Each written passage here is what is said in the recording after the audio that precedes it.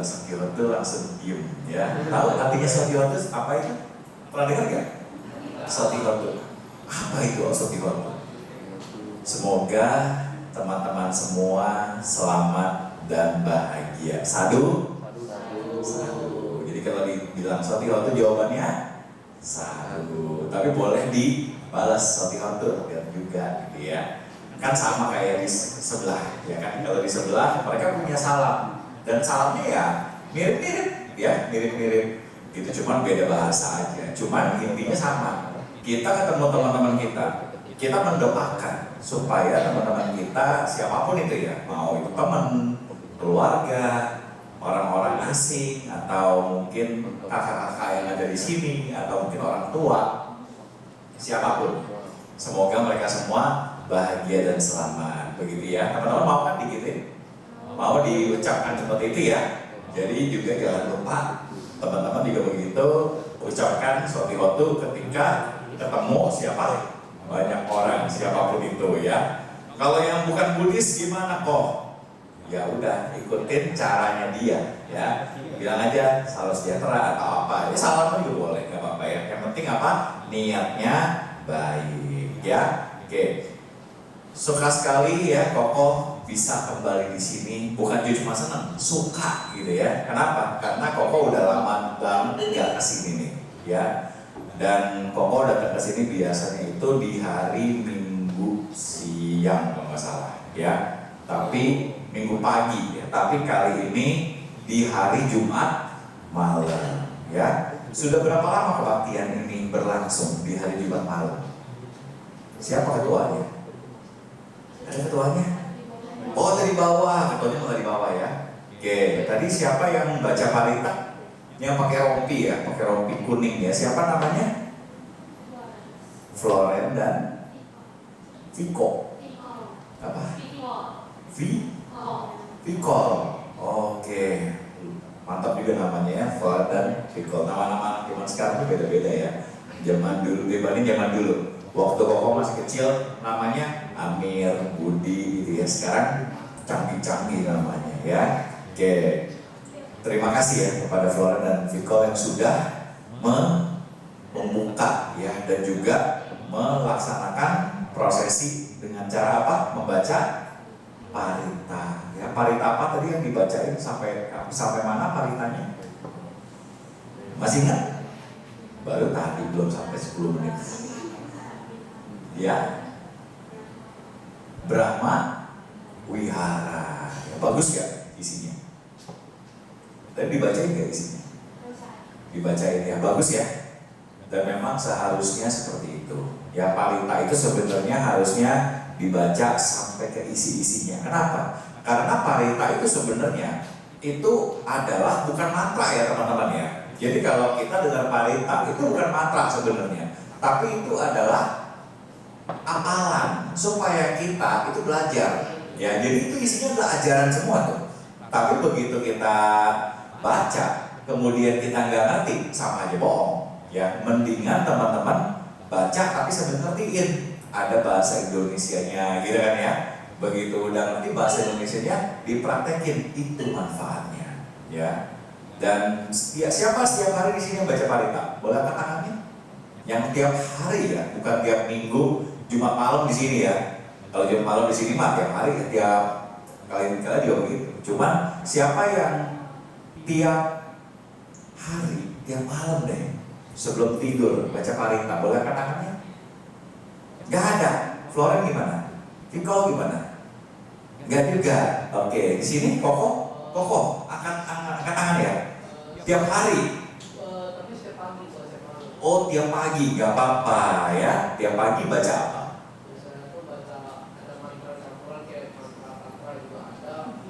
Mantap. Wih mantap ya, ini harus berguru di kita nih. Sama Koko siapa namanya? Konanda ya, jadi Konanda, Floren, Vicol ya, tapi yang lain Koko belum kenal nih ya, satu-satu ya. Koko namanya siapa Koko? Anders.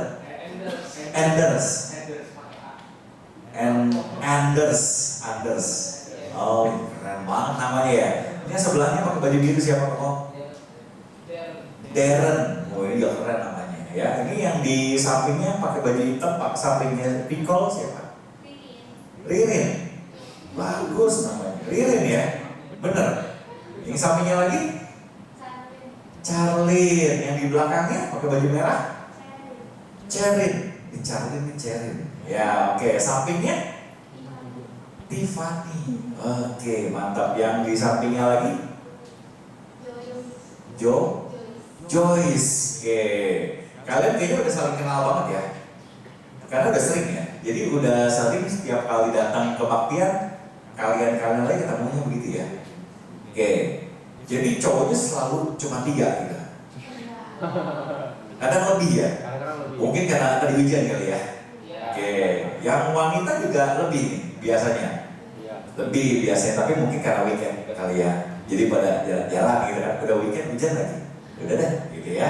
Di rumah aja deh gitu ya. Makanya Koko selalu salut ya sama teman-teman yang pemuda, yang usianya masih belasan ya. Kayak kalian nih ya.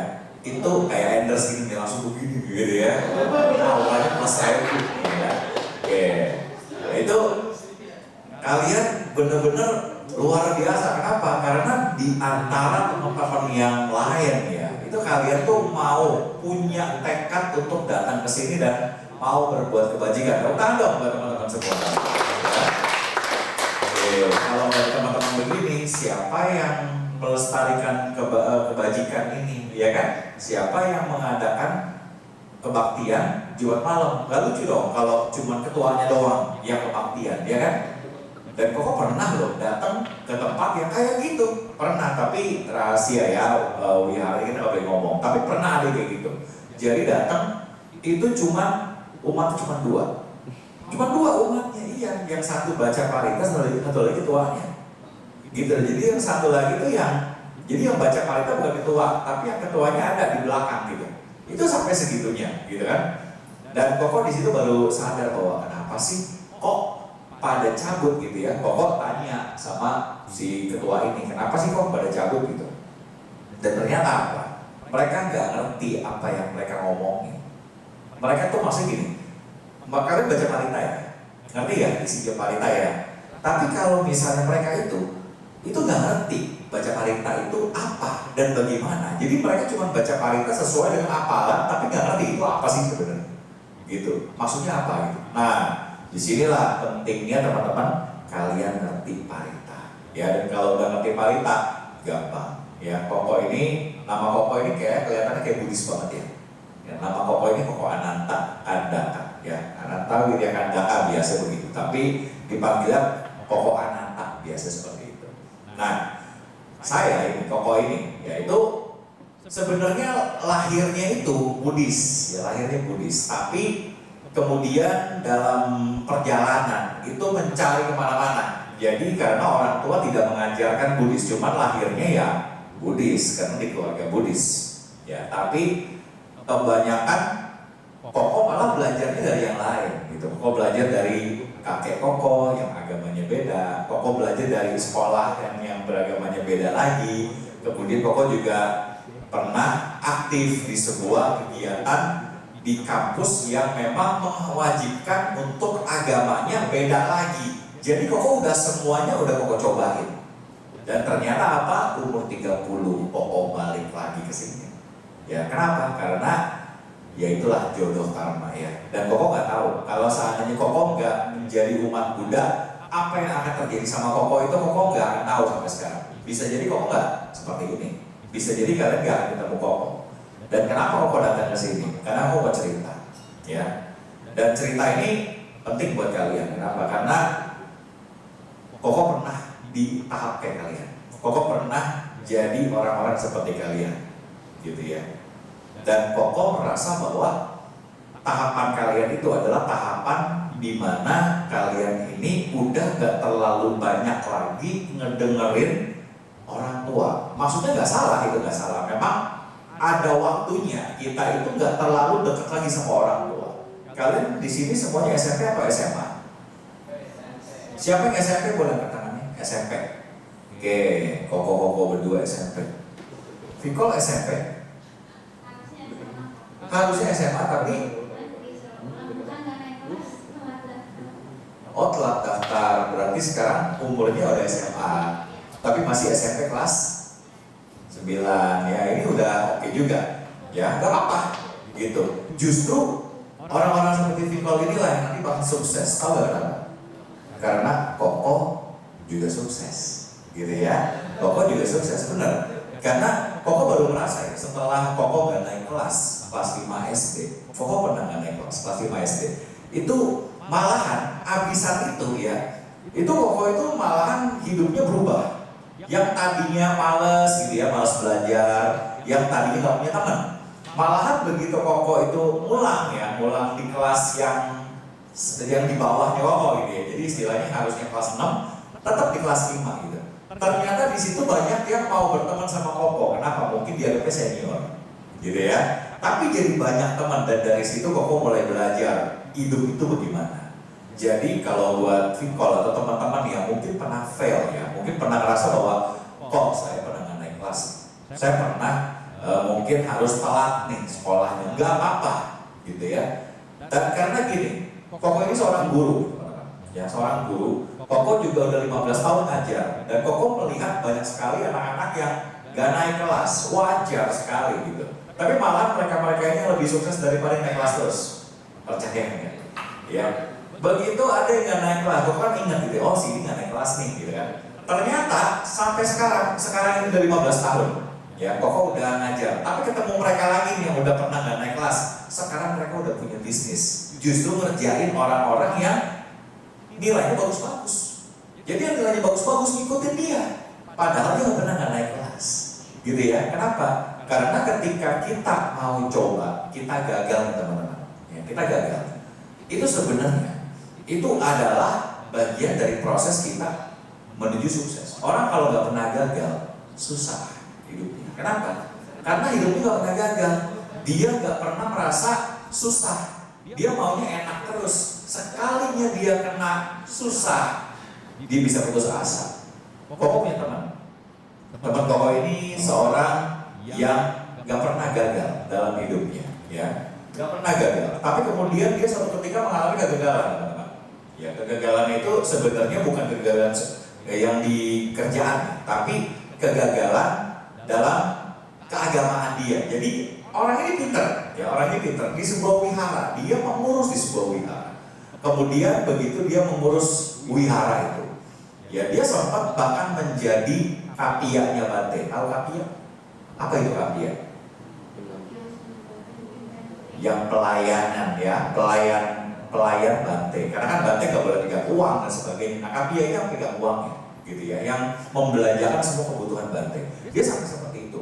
Dan dia sukses terus, dia nggak pernah gagal dalam hidupnya dia. Semua nilai dia bagus-bagus. Ketika dia mau masuk ke wihara, orang tuanya mendukung, dan dia cepat sekali. Yang tadinya baru masuk ke wihara, jadi umat, nggak lama langsung jadi kapia Bante. Hebat ya? Sukses, ya sukses. Tapi apa yang terjadi? Dia saking enaknya, hidupnya nggak pernah susah. Suatu ketika dia tiba-tiba susah, dan dia susahnya itu di umur kayak kalian ini. Jadi umur ya belasan tahun itu dia merasa susah hidupnya. Begitu dia susah hidupnya, waktu itu ada permasalahan di keluarganya. Dia datang ke wihara, dia punya komunitas, dia punya komunitas. Tapi kemudian begitu dia ngobrol sama komunitas itu, dia sebenarnya berharap dia itu pengen dengerin teman-teman. Ya kan? Namanya orang kalau udah curhat mau diapain? Mau dinasehatin ya? Enggak, benar ya? Enggak ya? Maunya diapain? Didengerin. Butuh justifikasi, betul? Saya ini lagi susah loh, kamu dengerin gak sih saya? Gitu kan? Itu yang dipengenin sebenarnya. Nah, dia itu pengennya gitu. Cuman kita punya penyakit, umat Buddha ini punya penyakit. Penyakitnya itu penyakit, bukan penyakit fisik ya, tapi penyakitnya kayak begini. Kalau ada teman kita cerita, atau teman kita curhat, teman kita ngomongin hal-hal yang kurang baik tentang diri dia, gitu ya. Kemudian dijawabnya itu biasa pakai dua kata.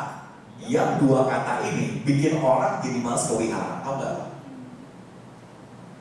Dibalasnya pakai dua kata yang bikin orang jadi malas ke wihara. Teman-teman tahu?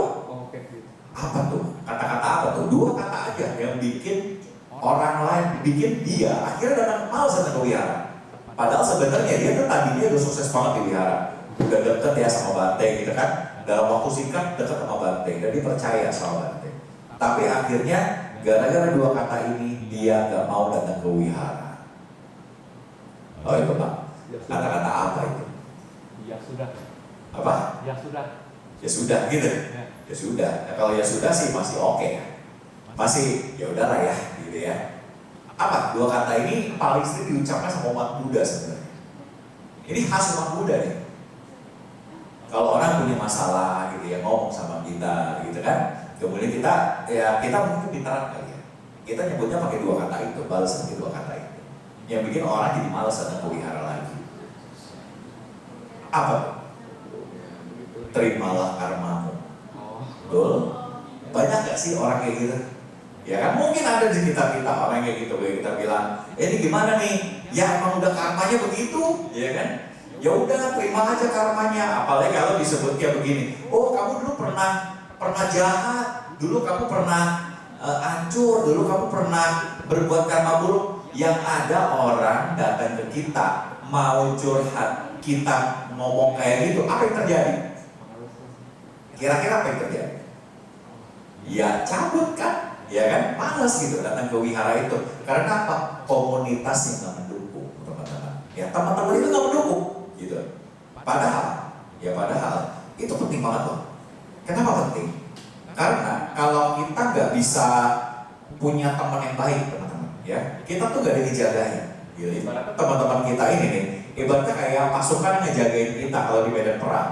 Kalau kita di medan perang ketemu musuh gitu ya, kemudian kita sendirian, ya kita bisa jadi kalau musuhnya banyak kita kalah. Tapi kalau ada teman, minimal kita bisa kabur, betul ya? Iya kan, minimal begitu. Jadi teman itu membantu kita banget gitu ya. Tapi yang ada adalah kenyataannya beberapa di antara umat Buddha itu seperti itu. Jangan sampai teman-teman seperti itu. Ya ini kisah nyata. Orang sukses, anak yang sukses, dia udah dekat sama Bante, tapi akhirnya jadi mengundurkan diri dari wihara. Masih mending kalau pindah wihara loh. Ini bukan pindah wihara lagi, udah nggak mau datang ke wihara gara-gara dia taunya gini. Oh, kalau di wihara orang-orangnya selalu kalau ngomong tuh kayak gitu, ketus. Kemudian ngomongnya apa? Karma melulu. Seolah-olah yang disalahin apa? Karmanya, ya kan? Terimalah karmamu ya. Gimana sih? Ya kan? Akhirnya apa? Dia cari komunitas yang bisa bikin dia merasa diterima. Ya, komunitas apa tuh yang bisa bikin dia diterima? Ya jelas bukan komunitas wihara. Ya dia mencari komunitas yang dimana dia itu bisa dengerin. Dan ternyata dapat tuh satu komunitas dari temannya. Jadi dia punya temannya di komunitas yang dia nggak tahu sebelumnya. Dia ngomong sama temannya, bro, ini gua di wihara ini gua cuma dijudge doang nih, cuma dihakimi doang. Katanya karma gua salah, katanya karma gua buruk nih, makanya gua nggak berani lagi datang ke sana. Tahu apa yang dibilang sama temannya? Kamu tahu nggak kenapa teman-teman kamu itu nggak mau bantu kamu? Bukan karena kamu buruk, karena kamu miskin. Coba kalau kamu kaya, mau nggak bantu kamu? Oh mau. Iya benar, logis ya. Logis ya kalau orang kaya, oh kita hormat bener ya. Tapi kalau orang yang nggak kaya amat, ya udah, ya kan? Nah itu dia. Dan temannya dia ini, ya teman Koko ini, dia akhirnya bilang, saya punya solusi buat kamu. Solusi yang benar-benar nyata ya. Daripada kamu cuma sembahyang, nggak ada hasilnya, mendingan ikut saya. Kita jualan barang yang kalau dijual itu harganya mahal. Jual 1 kilo aja itu bisa buat beli motor. Jual 2 kilo, 3 kilo bisa buat beli mobil. Ya, jual 10 kilo bisa buat beli rumah di P. Oh senang ya? Namanya orang digituin ya lagi punya masalah, dikasih solusi begitu. Mau nggak ikut? Mau dong, ya kan? Akhirnya apa? Dibilang ya udah, kamu ikut saya deh. Nih saya punya barangnya. Nih dikasih lihat kan barangnya. Ternyata benar barang itu berupa pupuk. Tahu apa itu barangnya?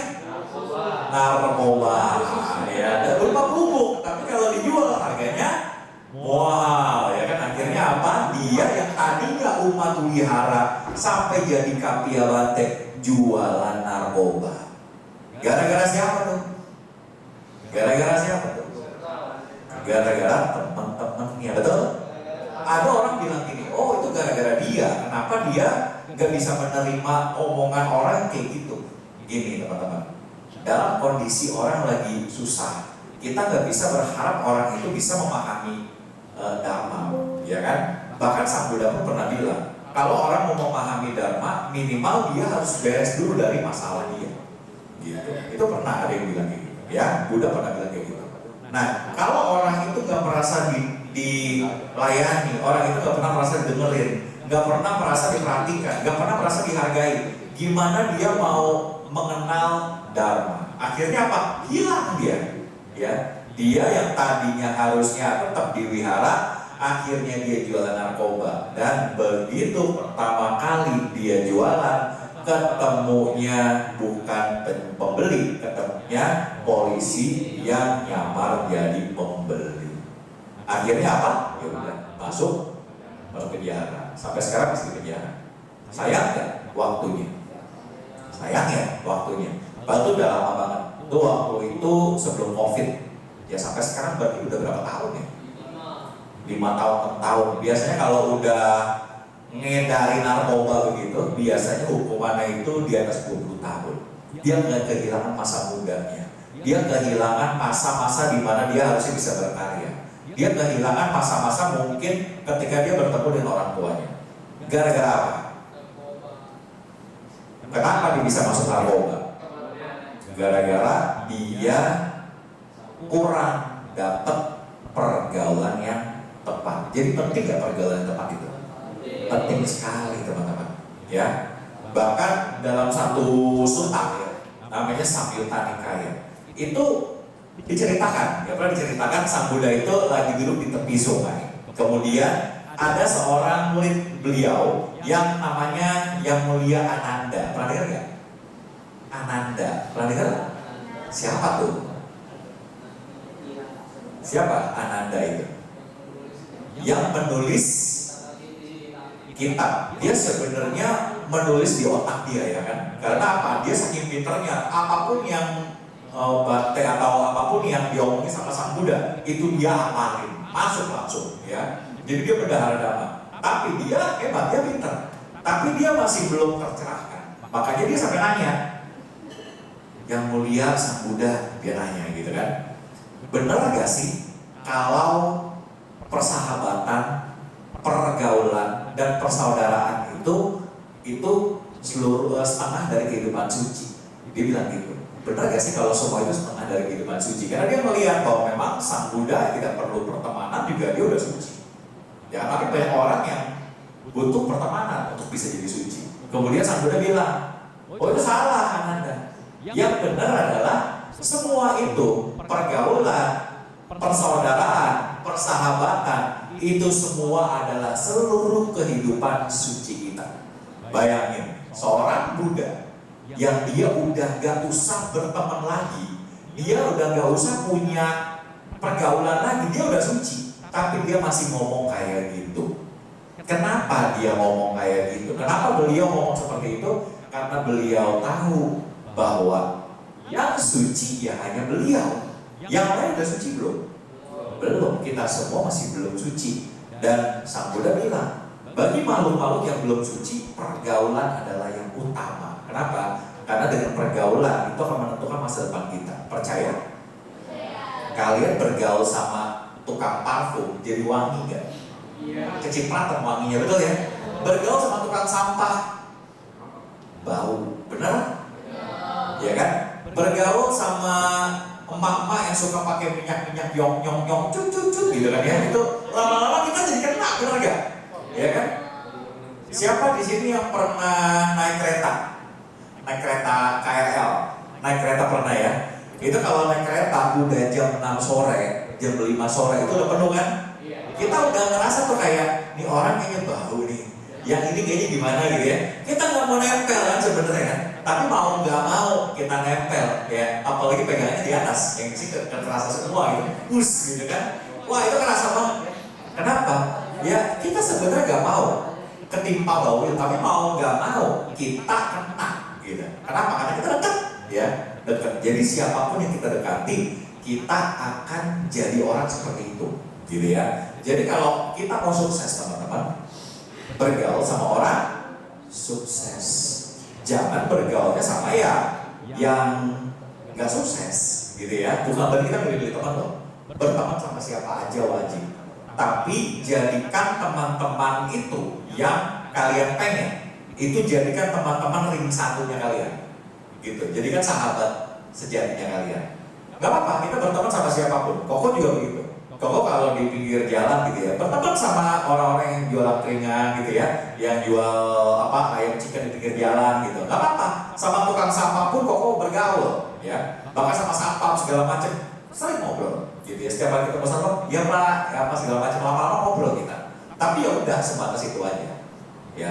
Jangan dilanjutin lebih dalam. Kenapa? Karena kita jadi ikut-ikutan kayak dia gitu.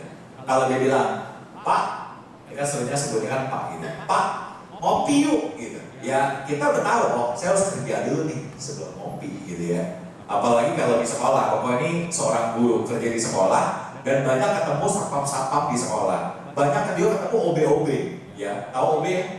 Yang suka mencipel segala macam. Mereka suka ngajak Koko, Pak, ngopi yuk, gitu kan? Ya elah, baru sejam yang lalu ngopi, masa ya sekarang ngopi lagi? Tapi emang mereka biasa begitu. Ya udah, kita jangan ikut-ikutan, ya kan? Gak apa-apa, tapi sekali kita ngopi ikut mereka, gak apa-apa. Tapi kalau mereka mau ngajak kita ngopi, jangan kita ikut-ikutan. Kenapa? Karena kita tahu kan, oh mereka gayanya begitu. Memang bekerjanya beda, ya kan? Saya harus ngajar dari pagi sampai malam, jadi sampai sore sebenarnya. Tapi saya suka saya malam, ya. Tapi mereka ini kan kerjaannya apa? Ya kalau disuruh baru kerja, ya beda lah. Ya kan? Gitu kita udah tahu nih. Oke, kita bergaul sama siapa aja teman-teman. Tapi jangan kita terjebak sama pola yang tidak baik, ya kan? Makanya Sang Buddha bilang, dengan siapa kita bergaul, kita akan jadi seperti itu, ya. Saya kenal beberapa teman saya yang sekarang udah pada sukses. Mereka tadinya awalnya sama kayak saya. Jadi tadinya kita awal itu dari kuliah. Tapi sekarang udah pada sukses. Kenapa? Karena teman-temannya geng-geng sukses semua, geng-geng yang hebat-hebat semua.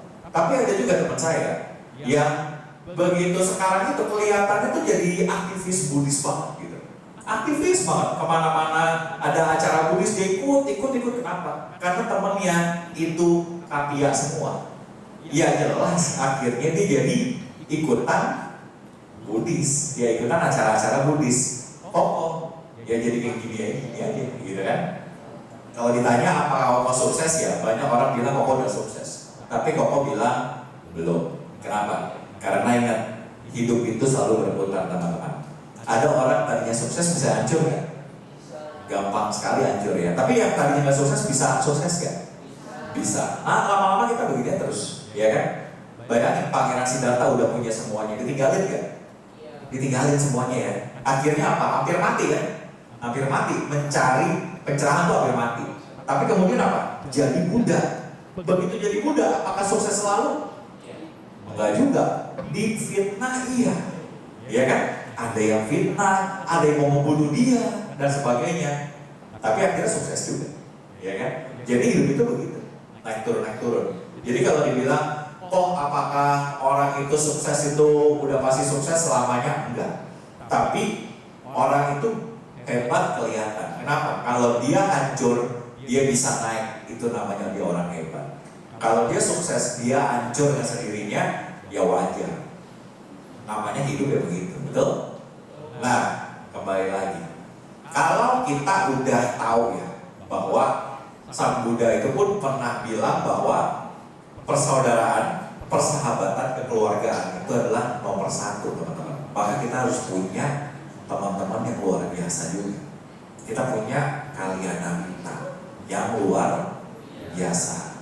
Udah dapat tuh kalyanamitta, teman-teman? Udah dapat? Coba sekarang Koko tanya, siapa yang merasa udah dapat kalyanamitta atau teman baik? Boleh angkat tangannya? Baru 1, 2, 3, 4. Yang udah merasa dapat teman baik, 5, 6, 7, 8, 10, hampir semuanya ya. Ini kayaknya berarti Koko salah tempat nih. sini ya. Udah hebat semua berarti ya. Oke, nah gini, Sang Buddha dalam Sigala Sutta itu menjelaskan bahwa ada 4 ciri khas teman yang baik teman-teman. Ya. Apa yang pertama? Yang pertama adalah kita lihat teman-teman kita ya, kalau mereka susah dibantu. Ya, kalau mereka susah dibantu. Kemudian yang kedua, kalau mereka salah diingetin, dikasih tahu, dinasehatin, ya kan? Bukan dimarahin loh ya. Beda ya. Kalau dimarahin itu kita jadi kayak merasa kita lebih hebat daripada yang kita marahin. Enggak. Kita kasih tahu dengan baik gitu ya. Ada caranya. Sang Buddha kasih tahu bahwa ada 3 cara kita ngomong sama orang. Dalam Anguttara Nikaya disebutin kayak gitu. Yang pertama, kalau kita mau ngasih tahu ke orang lain, mau memperingatkan orang lain, atau memperingati orang lain, itu harus yang pertama benar dulu. Apa yang kita ngomongin benar. Jangan bohong, jangan salah. Jangan ngada-ngada. Ya salah ya salah, bener ya bener. Jangan dia salah dibener-benerin. Jangan bener disalah-salahin. Ya, bener ya bener, salah ya salah. Udah tahu kan aturannya kan? Oke, datang nih ke sekolah. Kemudian ternyata di depan kelas misalnya itu ada gurunya. Ya, kemudian kita ngobrol sama teman-teman kita. Udah jelas aturannya, ada guru yang harus hormat. Ya tapi orang ini gak hormat, teman-teman kita gak hormat. Akhirnya apa? Kita bilang, oh iya kamu bener kok, gak apa-apa. Kan kamu ramean, gak apa-apa sih ikut aja. Ya gak gitu, ya kan? Itu namanya malah menjerumuskan. Ya. Tapi gimana caranya? Kasih taunya, kamu tahu gak tuh di depan gurunya lagi ngomong, ayo kita ikutin sama-sama. Kamu mau gak kalau kamu lagi ngomong di depan, kamu itu gak diperhatiin, mau gak? Ya, ajak mikir kayak gitu. Ya caranya kayak begitu. Jadi jangan langsung dimarahin, ngajak mikir. Itu yang pertama, harus benar dulu. Yang kedua, apa yang kita ngomongin harus berguna. Kita ngomong jujur benar, ya. Tapi ada hal-hal di mana kita kayaknya gak usah ngomongin itu bisa deh. Gitu. Kita kayaknya gak usah ngomongin itu malah lebih baik deh. Gitu. Atau kalau kita mau ngomong sesuatu, pastikan itu ada manfaatnya buat yang dengerin.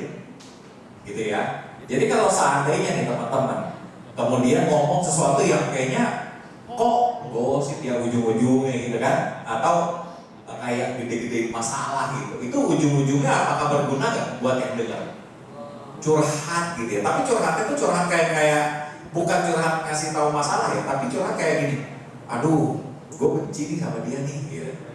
Ngomong nih sama temen ya, gue benci sama dia, gue gak suka nih, gue bete sama dia gitu ya.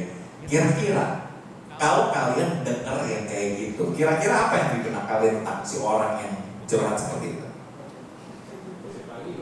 Ya, gosip lagi. Dia bisa nggak gosipin kalian?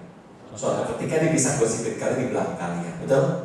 Yang ada itu nggak benar, ya kan? Kalian jadi nggak merasa bahwa kalian nyaman di situ, gitu. Nah itu, ya. Jadi yang kedua harus berguna, pastikan berguna. Yang ketiga adalah, nah ini yang paling susah. Kalau kita ngomong harus sesuai kondisi waktu dan tempat, atau kita sebutnya ketupat, ya. Kondisi waktu dan tempat, atau keadaan waktu dan tempat. Susah loh ini. Banyak orang mencoba untuk ngomong yang benar, ngomongnya berguna benar sih, tapi waktunya salah. Teman kita lagi butuh didengerin, kita ngomong benar, iya itu karma kamu, emang benar ya, berguna gak?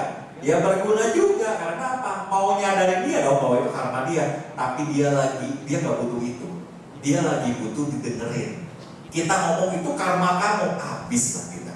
Kayak tadi cerita tadi. Ya, kenapa? Contoh yang lain bisa begini. Kita lagi mau, misalnya gini contoh ya, ada orang lagi sibuk. Kalau lagi sibuk biasa pikirannya fokus sama yang sibuk-sibuknya gitu kan. Kita bener mau ngomong hal yang lain, misalnya gini contoh, kita bilang, ntar kita makan ya sore bareng gitu kan. Mau bener kita mau ngajak dia, ya kan? Tapi dia lagi sibuk, yang ada mikirnya gimana? Ah lu ganggu banget sih, bener gak? Ya kan, lu ganggu banget sih, orang gua lagi sibuk, ya kan? Entar kayak ngomongnya, ya kan? Kayak gitu, ya kan? Nah itu contohnya. Jadi kita kalau ngomong itu harus yang tepat, ya, dengan kondisi yang tepat, dengan orang yang tepat, dan manfaat yang tepat. Itu cara kita untuk mengingatkan orang. Mengingatkan baik-baik aja, tapi caranya juga harus benar, gitu ya. Contoh misalnya, Koko di sini punya aqua, ada 4 aquanya. Saya Koko nggak tahu nih punya siapa, ya kan? Nah, kemudian Koko mau ngasih nih, biasanya mau ngasih ke misalnya tadi siapa yang pakai baju merah di belakang? Saya lupa lagi namanya. Oke, saya Karlin ya. Cerin. Saya mau ngasih Cerin gitu ya. Cer, ini mau gak? Gitu kan? Dikasih nih ke kamu beneran gitu kan? Kamu mau terima gak? Mau terima, kenapa? Karena ngasihnya bener, ya kan? Tapi kalau kamu mau kasih ke Cerin tapi gini, Cerin, tangkap ya, langsung lempar, langsung ke kepala kamu. Gimana? Padahal sama-sama air, bener gak? Tapi kena kepala kamu, ya kan? Jadi air yang berkah gini? Enggak. Tapi berkahnya adalah ketika kita caranya yang betul, itu caranya. Ya, jadi apapun yang kita ngomongin, caranya yang betul. Ya, Koko di sekolah sekarang itu menjabat sebagai salah satu anggota dari Komisi Pemberantasan Kekerasan dalam Sekolah. Kenapa? Iya, kenapa? Karena kalau ngomong sama murid itu gak pernah membentak. Koko selalu cuma kasih tahu, contoh nih dia salah, gitu ya. Koko cuma bilang, kamu tahu nggak kalau kamu tadi salah, gitu. Jadi kita pelan ngomongnya, ya kan? Kamu tahu nggak kalau tadi kamu salah? Oh iya ya, gimana salahnya Sir? Baru kita kasih tahu. Tidak, atau bisa dia gebukin temennya, dia gebuk temennya, gitu. Kan ada beberapa guru ya langsung bilang, kamu ngapain gebukin teman, gitu. Tapi kalau kau bilang gini, tadi kamu gebukin dia ya, kamu kalau digebukin sakit gak? Sakit. Mau gak kamu digebuk sama orang? Gak mau. Ya udah kamu jangan gebuk orang. Enak ya ngomongnya ya. Itu caranya. Ya. Itu yang kedua. Tadi yang pertama tadi apa? Ciri khas kalian minta yang pertama tadi apa? Kalau susah dibantu. Yang kedua kalau salah dibenerin. Bukan dibenerin. Oh kamu salah. Jadi bener ya. Enggak gitu. Tapi dibikin tahu gitu ya bahwa dia salah. Gitu. Yang ketiga, ada yang tahu? Mungkin Koko bisa bantu apa? Koko nih yang pakai baju hitam, Pak. Koko lupa lagi tadi Koko namanya. Iya, kamu pakai baju biru ya, biru gelap ya. Namanya siapa tadi? Sorry lupa. Nanda. Oh, oke, Nanda ya. Pakai tadi begitu Koko cerita mengenai apa Nanda, langsung kamu nengok gitu ya. Oke, pantesan ya. Nanda biasa gitu ya. Oke. Kalau misalnya contoh yang ketiga nih ya. Gitu ini lebih susah lagi. Bisa contoh nih, Nanda ini misalnya sendirian ya teman-teman, yang sendirian. Kemudian teman-teman yang lain ngerasa, Nanda ini orang yang kuper banget sih, gitu kan? Kuper, tahu kuper? Kurang pergaulan, ya, gitu. Jadi mungkin ya makan mikir, ini orang kuper banget sih, udahlah, gak usah ditemenin lah, gitu kan ya. Padahal yang Nanda pengen adalah teman, betul? Jadi gimana caranya? Nanda? Supaya kita bisa dapat teman yang kayak gitu. Kita sendiri harus jadi orang yang baik. Kita harus ngelihat orang lain ada yang gak punya teman, kita temenin. Daripada kita nungguin, betul ya? Nungguin nih, ada gak sih yang mau temenan sama saya? Kenapa kita gak mulai? Coba deh saya temenan sama yang gak ada temennya. Muncul dong, ya kan? Kita dapat satu teman, dia dapat satu teman, ya kan? Itu enak ya. Makanya Sang Buddha selalu bilang, kita kalau mau dapat teman yang baik, jangan kita nungguin. Jangan kita nungguin ada orang mau nolongin kita. Jangan kita nungguin ada orang mau kasih tahu kesalahan kita. Jangan kita nungguin ada orang mau nemenin kita. Ya, tapi apa? Kita yang harus pertama kali nolong orang. Kita harus yang pertama kali ngasih tahu kalau orang itu salah. Kita harus jadi orang yang pertama kali nemenin orang lain yang gak punya teman. Itu. Yang keempat, ini lebih susah lagi. Simpati. Apa itu simpati? Merasakan apa yang dia rasakan. Betul. Ya, Nanda betul. Ya nanti Nanda gantiin Koko ya. Kalau Koko udah ketuaan gitu ya, kamu harus jadi duduk sini sharing ya sama teman-temannya, atau cerahkan ya. gitu. Ya karena Koko udah umur 42, ya sementara kalian masih belasan tahun. Nanti 20 tahun lagi juga Koko nggak tahu dia di mana, di alam mana, Koko juga nggak tahu. 20 tahun lagi mungkin, ya kan? Ya. Ada. Boleh, ya kan? Kenapa? Boleh, silakan, ya. Oke.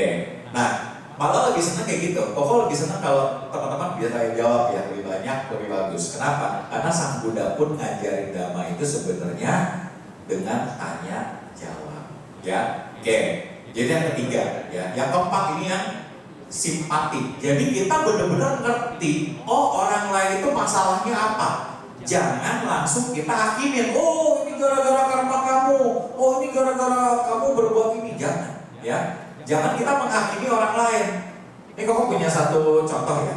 Ini mohon maaf ya, ini bukannya maksud mau melegalkan ya. Tapi ini contoh teman-teman. Ini beneran Koko punya teman seperti itu. Jadi Koko punya teman, ya. Teman Koko ini dari dulu memang hidupnya itu bergaulnya tuh di lingkungan yang gelap, ya, teman-teman. Ya, maksudnya bukan gelap punya, tapi gini, gelap. Tahu kan dunia gelap ya? Dunia gelap, apalagi orang Jakarta tahu lah ya. Dunia gelap itu seperti apa ya? Dunia malam ya. Seperti itu. Ya, cari duitnya begitu. Ya, jadi dia nggak bisa karena dia nggak punya pendidikan yang bagus ya. Kalian beruntung bisa SMP, bisa SMA di sekolah yang bagus. Dia nggak bisa. Dari SD nggak lulus dari desa, pindah ke kota, kemudian kerjanya ya begitu, setiap malam cari duit dengan cara menjual, mohon maaf, menjual dirinya, ya kan? Koko ketemu sama dia, ya karena dulu Koko emang pernah nakal, gitu dulu waktu masih muda, seumuran kalian Koko pernah nakal. Tapi gara-gara itu Koko jadi kenal sama dia. Nah, Koko setelah mengenal agama Buddha, Koko jadi melihat dia dengan cara yang berbeda. Koko nggak melihat dia lagi seperti orang yang nakal, tapi Koko mencoba tahu kenapa sih dia begitu, kenapa sih kok dia mau loh bekerja kayak begitu loh, ya kan? Dan akhirnya aku tanya, kamu kita udah kenal lama nih, gitu. Kau bilang gitu ya, kita udah kenal lama. Kamu belum pernah kasih tahu ke saya, kenapa sih kamu mau begini gitu? Kemudian dia bilang, iya kok, soalnya orang tua saya nggak punya kerjaan, sementara saya punya adik, saya cuma lulus SD, itu pun nggak lulus sebenarnya. Jadi saya nggak punya apapun yang bisa saya gunakan untuk bekerja. Jadinya yang bisa saya jual ya badan saya. Di situ baru sadar, iya ya, ternyata orang-orang seperti ini itu butuh bantuan banget loh teman-teman. Mereka nggak butuh yang namanya kita jelas, kamu salah gitu. Kamu kerjanya melanggar sila, nggak begitu. Kita justru butuh kasih pemahaman gitu ke mereka bahwa kamu mau nggak sih jadi baik gitu ya. Dan Koko lakukan itu. Koko bilang, mau nggak Koko modalin kamu 30 juta, kamu bikin usaha? Oke, siap. Akhirnya apa? Sekarang Koko punya usaha sama dia Bang. Gitu. Dan dia udah nggak kerja begitu lagi. Kenapa? Karena Koko modalin nih 30 juta, usaha apa? Warteg. Sekarang udah buka warteg, Koko jadi salah satu bosnya. Ya kan? Dari situ, ya. Jadi Koko nggak bilang, oh kamu salah melanggar sila. Enggak, kita bisa nggak bantu dia. Ya, harus begitu teman-teman. Kita sebagai umat Buddha, jangan kita cuma bilang, oh itu karma kamu, oh itu salah, oh ini karma buruk, oh ini apa? Jangan. Tapi apa? Bisa nggak kita kasih solusi teman-teman? Ya kan? Kalau kita bisa kasih solusi, bagus. Itulah umat Buddha. Sang Buddha selalu kasih solusi, betul? Apapun caranya. Coba lihat ya, waktu perhatian waktu zaman Sang Buddha ya. Setiap kali ada orang yang ketemu Sang Buddha, ujung-ujungnya jadi apa? Jadi arahan, betul? Artinya Sang Buddha kasih solusi gak? Solusi, bukannya langsung bilang, oh kamu salah. Enggak. Tapi Sang Buddha bilang, coba kamu begini deh, coba kamu begitu deh, gitu ya. Itu yang harus kita lakukan teman-teman. Sama siapa? Kalyana mitra kita. Jadikan diri kita kalyana mitra terbaik buat teman kita.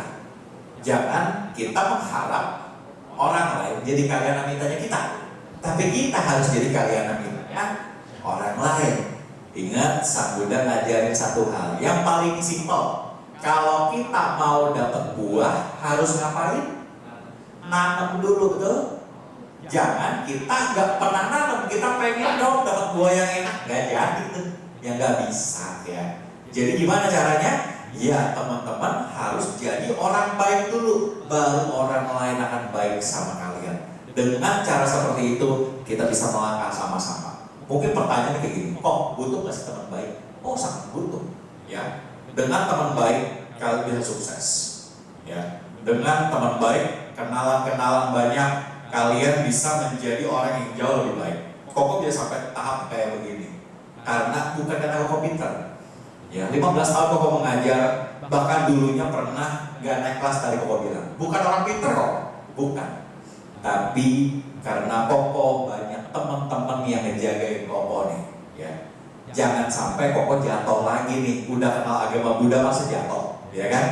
Jadi gimana? Dijagain sampai akhirnya bisa jadi guru dan bisa jadi kepala sekolah dan sampai sekarang bisa punya bisnis. Gara-gara apa?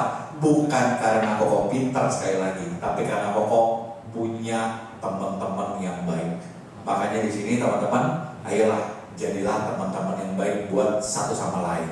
Siapa tahu di antara teman-teman kalian nih, ya, itu akan membantu rezeki kalian nanti, akan membuka pintu rezeki kalian. Siapa tahu, ya kan? Kita nggak pernah tahu kan? Salah satu di antara kalian akan saling membuka rezeki pintu masing-masing. Gitu ya. Makanya jaga teman kalian di sini. Jangan sampai teman kalian merasa gak nyaman sama kalian. Gimana caranya? Apa tadi? Ya, yang pertama apa tadi? Bantu kalau susah. Yang kedua, ingetin kalau salah. Yang ketiga, temenin kalau sendirian. Yang keempat, simpati. Kita tidak ngejudge, tapi kita bantu. Dengan cara seperti itu, teman-teman di sini nanti gak yakin Koko gak cuma sekedar 12 orang di sini. Nanti bisa lebih, bisa 30 orang, 40 orang. Kenapa? Mereka semua nyaman sama kalian. Gitu ya. Jadikan diri kalian sebagai pulau, bukan cuma buat diri kalian sendiri, tapi buat orang lain. Bisa? Bisa ya. Ada pertanyaan? Silakan. Wah langsung nih, 2 pertanyaan kok ya. Satu-satu dulu lah ya, supaya nggak lupa pertanyaannya. Silakan kok. Nanda, silakan. Ini kan tadi hubungannya dengan kita. Iya. Nah, bagaimana kalau semisal dari lahir udah tidak mengenal ajaran Buddha, contohnya kayak Oh butuh mic ya? Butuh mic kayaknya perlu ya? Boleh ya? Gak apa-apa, biar seru, biar kencang suaranya. Semua bisa kedengeran ya. Silakan.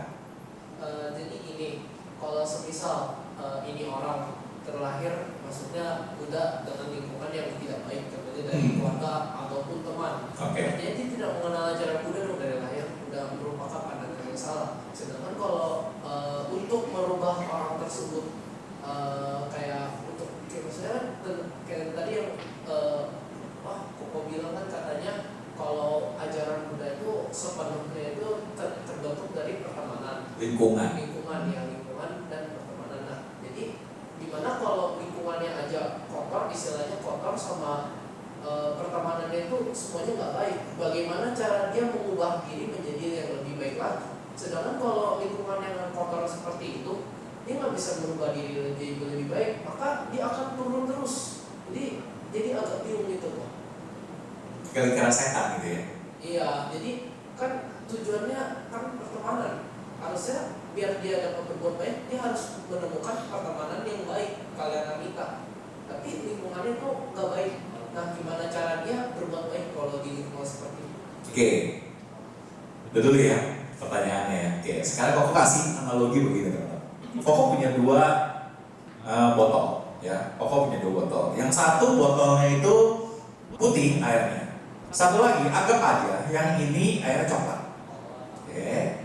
Nah, kalian pilih yang mana kalau mau minum? Ini coklatnya itu coklat, bukan coklat air coklat kayak coklat cino gitu bukan ya. Tapi ini coklatnya benar kayak comberan. Ini air putih. Mau pilih yang mana? Pilih yang putih, jelas ya. Jelas pilih yang ini. Kalau seandainya ininya nggak ada, oh jelas udah pasti kalian pilih yang putih, betul? Mau nggak mau, tapi udah dapet yang enak, ya kan? Tapi ada yang cuma punya air yang coklat. Kira-kira mau pilih ini, mau tetap diambil, atau lebih baik nggak minum sama sekali? lebih baik nggak minum sama sekali. Ya, kalau tadi ada orang bahwa oh dia lingkungannya emang udah nggak benar, ya kan? Dia sebenarnya punya pilihan, mau tetap ikut arus di sini. Oke, dia ambil nih, dia minum, mati, betul nggak? Tapi apa dia mau berhenti? Dia nggak mau ikutan. Dia punya pilihan, dia nggak mau ikutan. Kalau dia nggak mau ikutan gimana? Pindah, cari kehidupan yang lebih baik. Banyak kok orang kayak gitu, ya. Banyak orang yang bisa kehidupannya lebih baik dengan cara apa? Pindah. Jadi ada orang, kalau ada orang pindah, ya jangan disalahin. Kenapa? Dia mencari kehidupan yang lebih baik. Dan Koko, ya tadi Koko bilang itu, ada teman Koko itu, ya, dia ya wanita yang menjual dirinya, dia memang selama ini hidupnya susah. Di lingkungan yang kayak begitu, tapi untungnya Koko datang, kemudian Koko bilang, mau nggak? Tapi dia masih bisa pilih loh. Mau nggak? Saya modalin kamu bikin warteg, tapi kamu jangan melakukan hal seperti ini lagi. Dia bisa nggak punya pilihan? Nggak mau lah, maunya ini. Bisa nggak? Bisa aja. Tapi dia memilih untuk ikut sama Koko. Dan akhirnya apa? Nih, Koko kasih nih, tuh, ya kan? Hidupnya jadi baik. Jadi ketika ada dua pilihan, yang baik sama yang buruk, pilih yang baik. Tapi kalau seandainya hanya ada pilihan yang buruk, jangan pilih. Mendingan kita nggak usah minum yang buruk. Tapi kita apa? Keluar aja, cari yang lebih baik. Ingat, Sang Buddha selalu bilang, semua tergantung diri kita sendiri. Ya, maksudnya gini, memang pengaruh lingkungan itu sangat besar. Tapi kita bisa menentukan lingkungan kita. Itu maksudnya. Ya, kita mau menentukan lingkungan yang mana nih? Mau menentukan lingkungan yang baik, bisa, kita jadi baik. Mau menentukan lingkungan yang jelek, ya udah, jadi jelek kita. Jadi tergantung dari otak kita, dari niat kita mau pilih yang mana. Tapi pada akhirnya ketika kita terjun ke situ, ya kita akan jadi gitu. Itu maksudnya. Itu pertanyaan pertama bisa dijawab ya. Oke, pakai analogi itu bisa ya, gampang ya. Oke, pertanyaan kedua. Oke, buat pertanyaan yang kedua, tadi kan hubungannya tentang bagaimana membentuk kalian kita yang baik. Nah, jadi kalau semisal, maksudnya kan tadi salah satunya yaitu kalau contohnya teman mau gosipin ataukah berbicara jelek tentang orang lain itu bukan termasuk kalian kita yang baik. Nah, jadi tapi kalau dia gosipinnya kayak dia telah mengalami sebuah trauma akan hal itu, jadi dia tidak ingin melakukan hal itu lagi, sehingga kayak contohnya, bro, kamu jangan temenan lagi sama dia, maksudnya bukan, jadi menurut kamu kayaknya jangan deh, ini untuk kebaikan kamu, maksudnya itu bakal mempengaruhi ke kamu ntar menjadi yang lebih buruk lagi. Nah artinya itu kan artinya kayak gimana ya? Saya tuh nggak suka, tapi saya juga nggak pengen teman saya juga ikut terpengaruh. Tapi saya lagi ngomongin orang ini biar nggak usah temenan sama dia. Nah, jadi itu termasuk nggak sih? Oke, terima kasih. Ini juga sering yang kita temuin ya. Kita bilang ke teman kita, hati-hati, ya kan, teman sama dia, gitu. Jangan teman sama dia. Sebenarnya kalau kita ngomong kayak gitu, itu karena buruk di kita. Kenapa? Karena pertama, belum tentu nih. Kita mungkin udah ngerasain, oh dia sama kita toksik banget, ya kan? Kita nggak mau lah teman kita ngerasain itu. Tapi ingat, setiap orang bisa beda-beda loh. Saya sama kamu, saya bisa toksik, tapi sama yang lain bisa baik, ya kan? Hati manusia itu bisa ditebak kan? Gak bisa. Siapa tahu dulunya memang benar saya toksik sama Nanda, tapi sekarang saya udah tobat. Bisa nggak? Kita nggak pernah tahu loh tobatnya manusia itu kapan, ya kan? Ketika kita ngomong, kamu jangan sama dia loh, ya kan? Yang ada gini, oke, kalau seandainya niat kita memang bagus ya, niat kita adalah mau mencegah dia supaya dia itu nggak temenan sama si A, misalnya gitu ya. Tapi kita nggak pernah tahu si A, siapa tahu itu udah berubah. Siapa tahu malahan kita ngomong sama teman kita seperti itu, malahan teman kita nanti siapa tahu, kita nggak pernah tahu ya teman-teman. Siapa tahu dia malah akan nolong si A loh, ya kan? Atau siapa tahu si A malah nolong dia ketika dia lagi punya masalah. Iya kan? Sang Buddha selalu bilang masa depan gak ada yang pasti. jangan kita menebak-nebak. Masa lalu udah gak bisa diubah, jangan disesali. Tapi sekarang bagaimana?